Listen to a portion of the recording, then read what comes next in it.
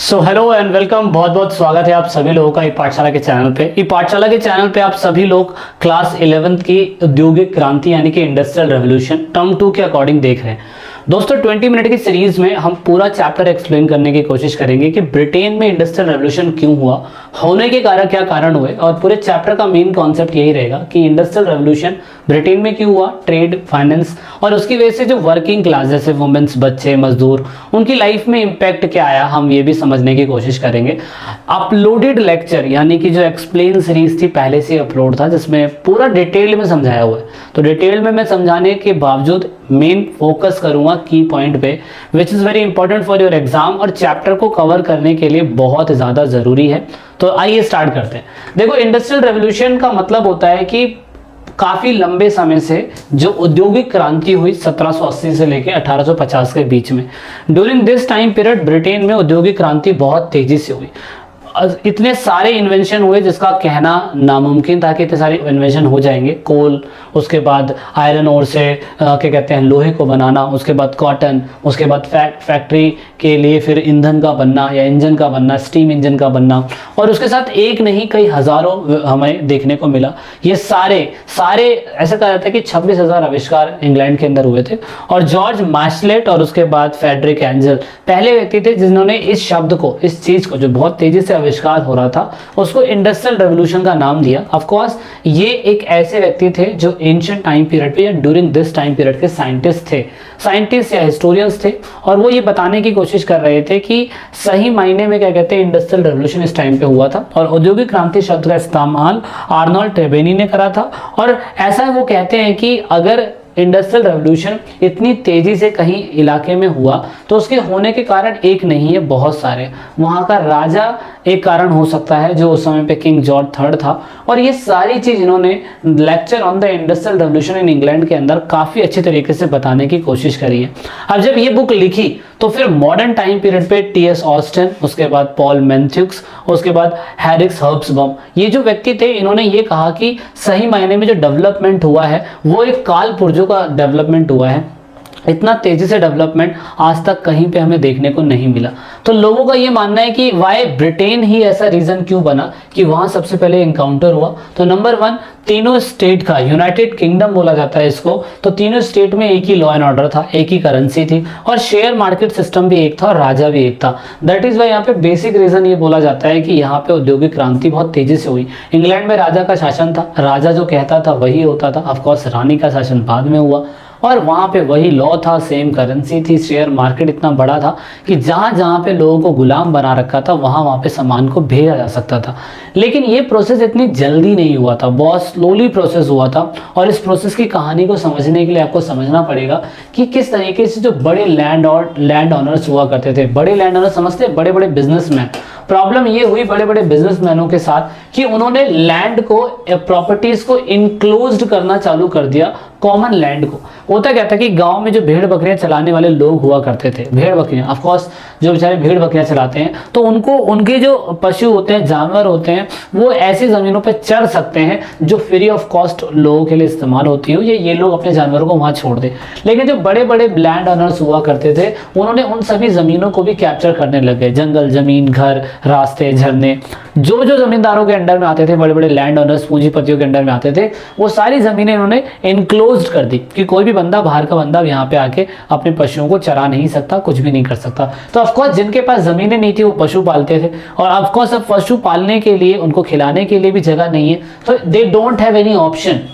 इसीलिए अब उनको रोजगार की तलाश में, इंग्लैंड के रोजगार की तलाश में अब इंग्लैंड से उन्हें गांव से छोड़ के लंदन जैसे शहरों में आना पड़ा। और इसलिए 1750 से लेकर 1800 तक टाइम पीरियड पे लंदन की आबादी बहुत तेजी से बढ़ी, और during this time period London पहला शहर बना जो एक मार्केट सिस्टम का सबसे बड़ा हब बना पूरे वर्ल्ड में जाके।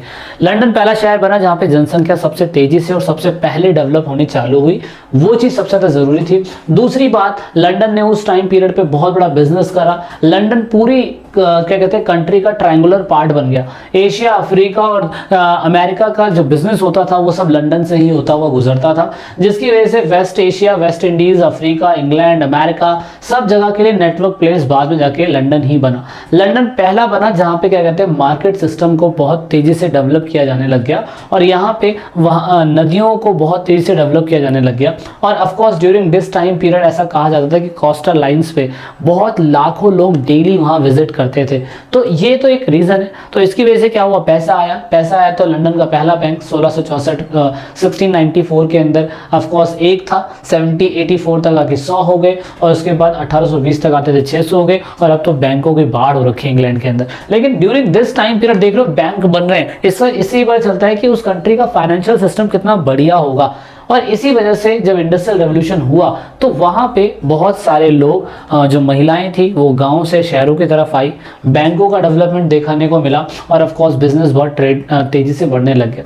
लेकिन 18th सेंचुरी को इतना टाइम पीरियड जो बताया जाता है कि 1782 से लेके 1800 टाइम पीरियड, यही वो टाइम पीरियड था जहाँ पे 26,000 आविष्कार हुए थे। लेकिन सभी आविष्कारों में से कुछ ऐसे आविष्कार थे जिसने लंदन की रीढ़ की हड्डी को और मजबूत कर दिया। नंबर 1 आयरन इंडस्ट्री का बनना, कॉटन इंडस्ट्री का बनना, पावर इंडस्ट्री का बनना, रेलवे लाइन का डेवलप होना, ये सारी चीज़ें लंदन शहर को या यूके को या इंग्लैंड को या ब्रिटेन को बहुत ज़्यादा पावरफुल बना देती है। और हमारा ये पार्ट में यही था। अब आगे बढ़ते हैं। अब जो उस वाले पार्ट में था हम जब पहले डिस्कस कर रहे थे, लेकिन अब आयरन इंडस्ट्री, हमें पता था कि इंग्लैंड को बहुत सारा लोहा और कोयला संसाधन वहाँ पे बहुत ज़्यादा था, लेड, कॉपर, टिन सारी चीज़ें थी, लेकिन उसको सही मायने में गला के एक आयरन बनाना वो बहुत कश्मकश वाला सिस्टम था।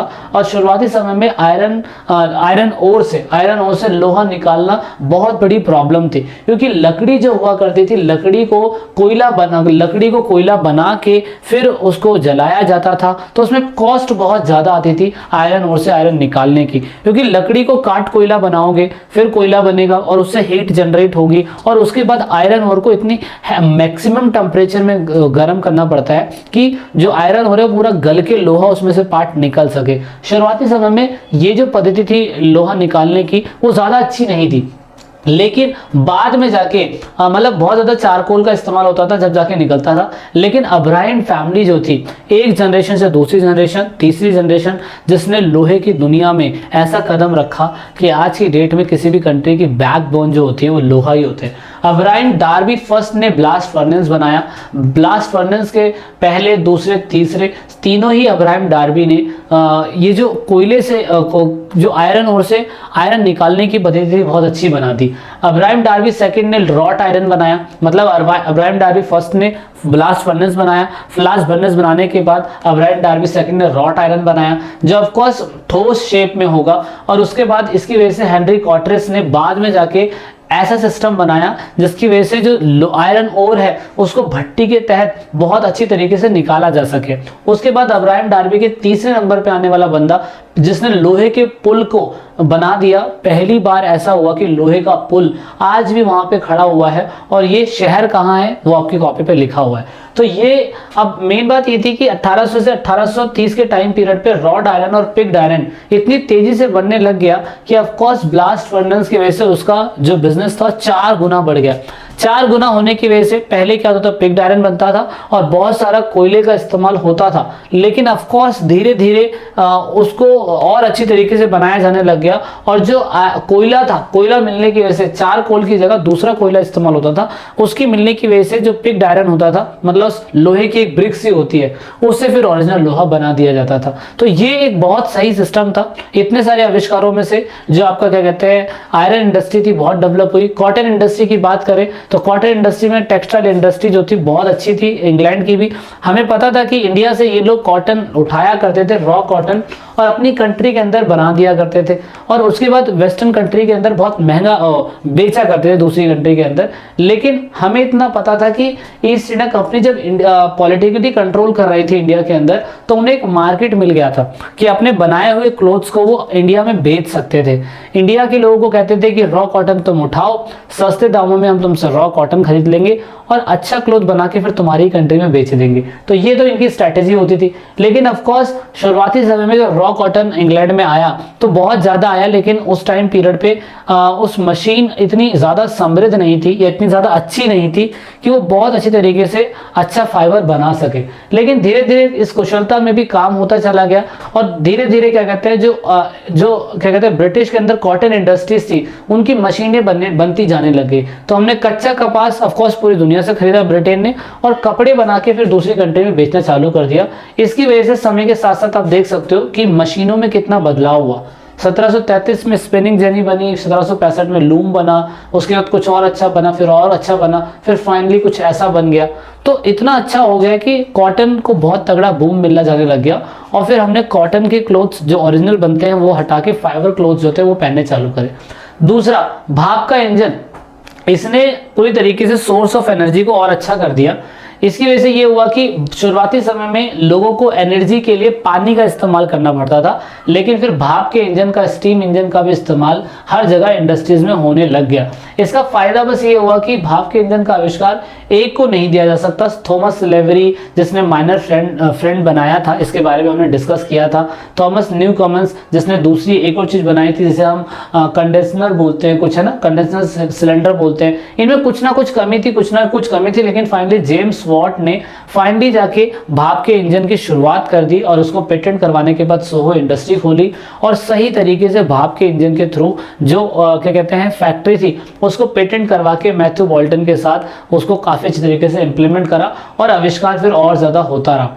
उसके बाद रेलवेज की शुरुआत हुई। तो रेलवेज की शुरुआत के लिए ऑफ कोर्स जो रेलवे प्लेटफॉर्म था उसको लाइन जो थी वो बनानी थी, तो उसके लिए क्या कहते हैं स्टीम इंजन के लिए लोकोमोटिव इंजन बनाना जरूरी था और उसकी शुरुआत क्या कहते हैं स्टेफेन रॉकेट सबसे पहले व्यक्ति थे जिन्होंने 1814 के अंदर कुछ ऐसा बना के दिखाया था और इसकी वजह से रेलवे भी बहुत तेजी से डेवलप होनी चालू होगी उन्हीं की रेल की पटरियों पे। शुरुआती समय में लकड़ी की पटरियां होती थी, बाद में इनको लोहे की पटरियां बना गई क्योंकि जैसे जैसे डेवलपमेंट होता चला गया वैसे वैसे और अच्छा होता चला गया। शुरुआती समय में पफिंग डेवल करके मेन इंजन होता था, लेकिन बाद में इसकी आवाज बहुत ज्यादा थी तो ऑफ कोर्स इसके ऊपर भी काम किया गया और फिर उसके बाद उन्होंने द बल्चर करके एक इंजन बनाया और ये कम आवाज करता था और ऑफ कोर्स ये 30 टन वजन क्षमता झेल सकता था और सही ठीक ठाक की स्पीड से ये चला करता था। लेकिन फर्स्ट रेलवे पूरी तरीके से 1825 में कनेक्ट हो पाई, लिवरपूल से मर्चेंट की तरफ में कनेक्ट हो पाई, तो बहुत बड़ी बात है।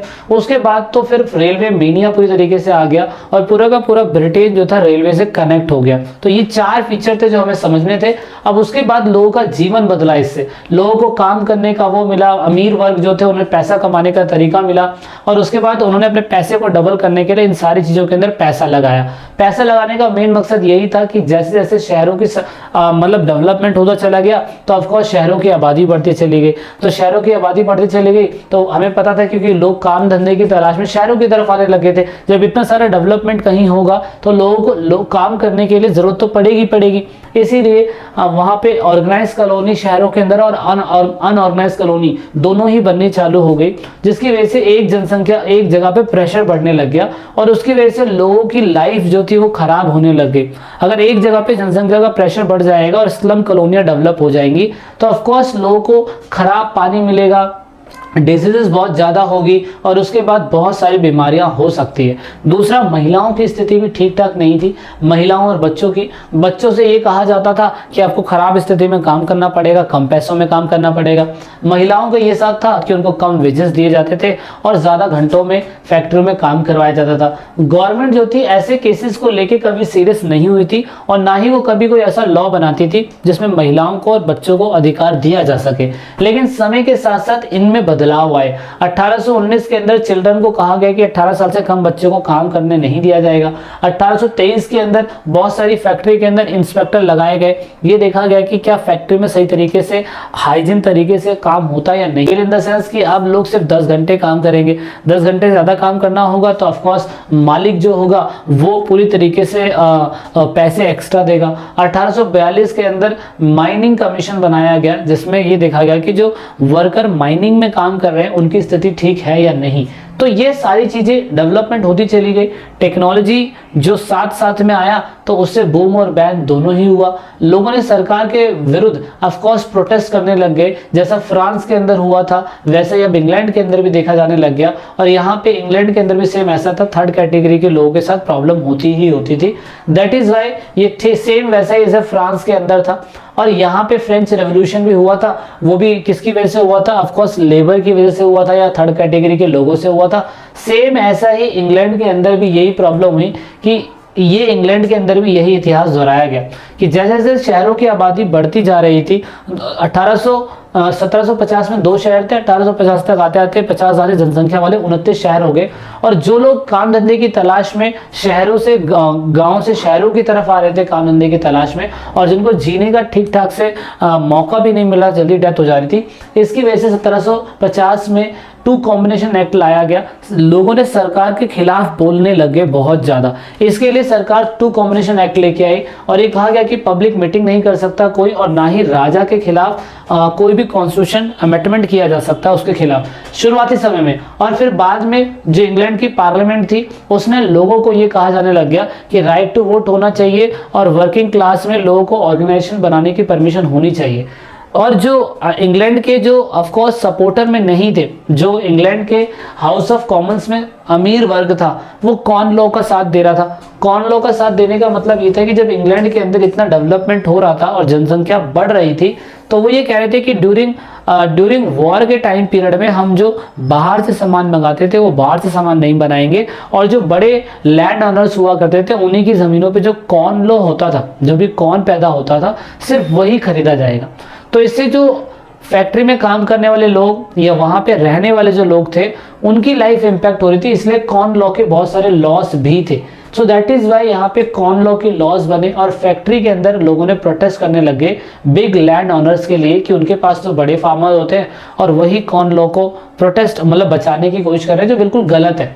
तो जो बेचारे काम धंधे की तलाश में गांव से शहरों पे आए थे, अब वो अपने अधिकारों की बात भी कर रहे थे। इसीलिए फाइनली 1790 के अंदर जाके इन लोगों ने मिनिमम वेजेस की डिमांड करी, जो ऑफकोर्स आंदोलन के टाइम पीरियड में सरकार ने नहीं माना। तो जनरल नेड लूड करके पहले व्यक्ति थे जो ये कह रहे थे कि हमें सरकार की मशीनरियों को ना तोड़ने के बजाय अगर इंडस्ट्रियल रेवोल्यूशन होता चला जाएगा तो गांव में जो काम करने वाले लोग होंगे तो ऑफकोर्स उनकी लाइफ तो इम्पैक्ट करेगी करेगी। लेकिन जनरल नेड लूड ने एक ऐसा आंदोलन चलाया, उन्होंने कहा हम मशीनों को तोड़ेंगे नहीं, महिलाओं और बच्चों के वेतन पे हमें बात उठानी है। दूसरा, हम कोशिश करेंगे कि जो बंदे इंडस्ट्रियलाइजेशन होने की वजह से जॉब खो दे रहे हैं उनकी जॉब की बात करी जाएगी। लोगों को ट्रेड यूनियन बनाने का मौका मिलना चाहिए, और जब ट्रेड यूनियन बनाने का मौका मिला तो ऑफ कोर्स फिर आपको पता होगा कि फ्रांस की क्रांति, रशियन रेवोल्यूशन ट्रेड यूनियन बनाने की वजह से ही सत्ते में आई थी। तो इसी वजह से 18 अगस्त 1880 में क्या कहते हैं सेंट पीटर्स फील्ड पे जो मैनचेस्टर है वहां पे 80,000 लोग इकट्ठा हुए थे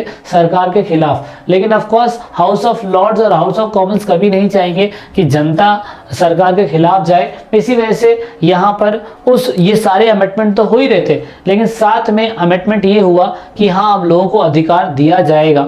तो इसी वजह से ये लंबे समय तक कहानी चली और बाद में लोकतंत्र वहाँ पे ऐसा एस्टैब्लिश हुआ कि लोगों ने कहा कि डेमोक्रेसी होनी चाहिए और वहाँ पे रानी का शासन आ गया। तो ये इंग्लैंड की कहानी थी। मेन तो आविष्कार से रिलेटेड इसमें बातें बताई गई है, उस पर आपको ज़्यादा फोकस करना है, ठीक है। So this is it in this video. इस पूरे चैप्टर में यही था, कॉन्सेप्ट समझाने की कोशिश करी गई है 20 मिनट में। वैसे तो बहुत बड़ा चैप्टर था और जो बहुत टाइम लेता है समझने में, लेकिन हमारे लिए सिर्फ कॉन्सेप्ट को समझना जरूरी था कि सरकार ने क्या क्या किया था, ठीक है। जब तक के लिए इस वीडियो में इतना ही है। जय हिंद, जय भारत। अगर वीडियो अच्छी लगी है तो लाइक से सब्सक्राइब जरूर करिएगा। This is it in this video.